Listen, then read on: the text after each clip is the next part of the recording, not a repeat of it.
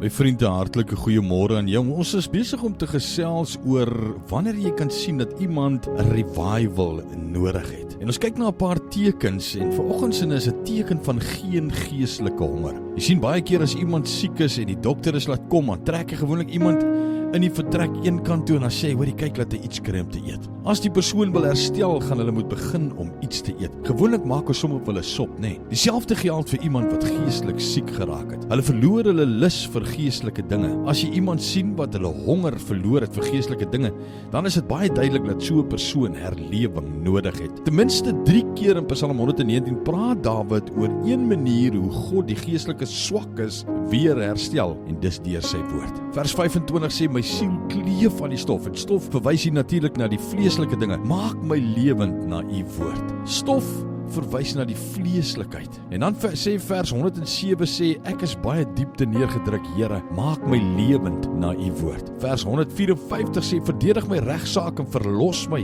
maak my lewend volgens u belofte. En die belofte natuurlik God se woord. Waar kry ek en jy God se beloftes? In sy woord. My vriend, as jy geestelik swak geraak het, het jy geestelike kos nodig. As jy geestelik gesond wil word, moet jy jouself voed met die woord van God. En hoe meer jy jouself voed met die woord van God, hoe hongerder gaan jy wees vir die woord. 'n Beduidende teken van iemand wat geestelik gesond is dat daai persoon 'n honger het vir God se woord. Ek los jou met daai gedagte. Abba Vader, Here, baie dankie vir u kosbare woord wat u vir ons geskryf het. Psalm 107 vers 20 sê, u het ons u woord gestuur sodat u ons uit ons kuile uit kan red en ons gesond kan maak. Here, u het vooruit gedink. As ons vanoggend op 'n plek is waar ons 'n bietjie geestelik dood is of siek is, dankie vir die woord wat ons weer kan lewend maak. Ons eer u, ons loof u en ons prys u wonderlike naam. In Jesus se naam. Amen.